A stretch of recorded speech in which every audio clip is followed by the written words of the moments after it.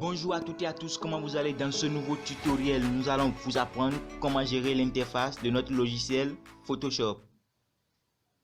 Nous allons ouvrir notre logiciel. On attend que ça se charge. On fait fichier nouveau.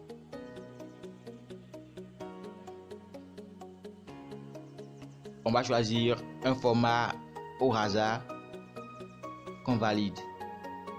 Voilà ainsi l'interface de notre logiciel que nous allons apprendre durant une série de tutoriels. Comment c'est constitué. Bien, je vous conseille d'utiliser les versions les plus récentes, c'est-à-dire les CC, parce que c'est beaucoup plus évolué que les CS5, les CS6. Tout à droite, nous avons un panneau qui est constitué de beaucoup d'outils que nous allons apprendre dans les tutos à venir. Parce que si nous allons les détailler ici, ça va nous prendre des heures. Donc du coup, nous allons les voir dans les tutos à venir. Tout en haut, nous avons le menu qui est constitué de beaucoup, on a fichier, édition. Là, nous allons utiliser beaucoup de raccourcis clavier pour travailler là. Pour les images, pour les images, nous allons travailler directement sur l'interface là, parce que les raccourcis clavier sont beaucoup plus difficiles à gérer. Pour les calques, la gestion des calques, nous allons aussi utiliser beaucoup de raccourcis clavier. Oui, c'est ça, nous allons beaucoup utiliser les raccourcis. La sélection, nous allons aussi utiliser les raccourcis pour les gérer. Nous voyons que à chaque fois quand on change d'outil, nous voyons que les options spécifiques à chaque outil, ça change aussi. Donc du coup, nous allons les apprendre comment les manipuler. L'outil gomme, l'outil pince. On a beaucoup de choses à apprendre, beaucoup de choses.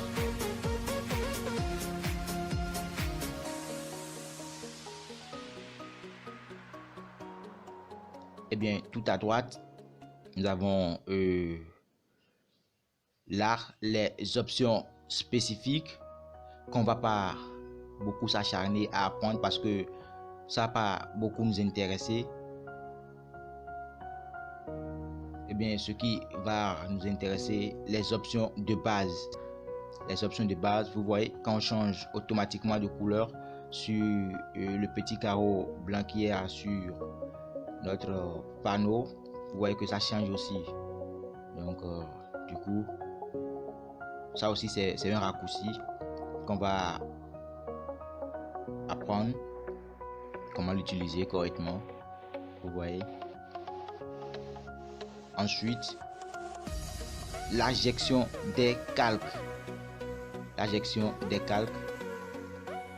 On a aussi les raccourcis en bas que nous allons beaucoup manipuler.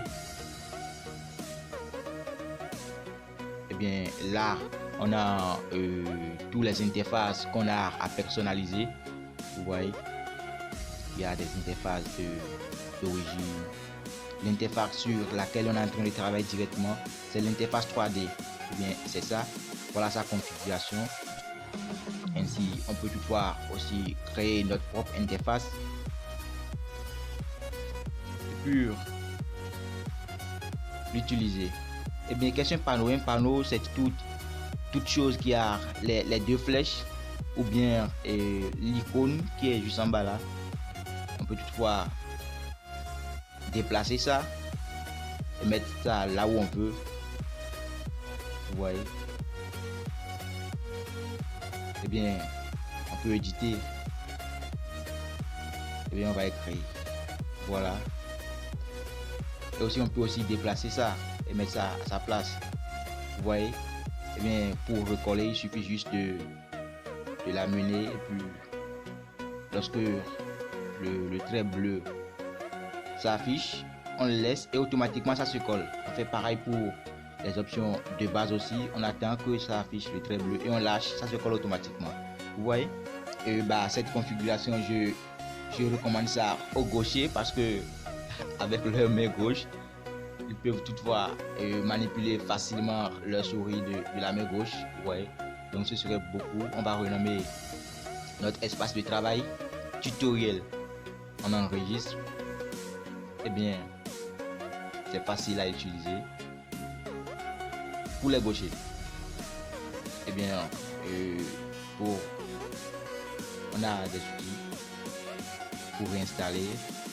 Vous voyez,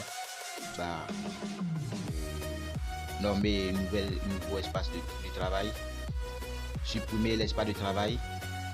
Eh bien, on va essayer de supprimer l'espace de travail sur tutoriel. Vous voyez, c'est marqué actif parce que l'espace de travail sur lequel on est en train de travailler, on ne peut pas supprimer ça. C'est marqué actif, mais on peut supprimer autre espace de travail. On va réinstaller notre espace de travail pour revenir à la normale. Et bien, c'est ça.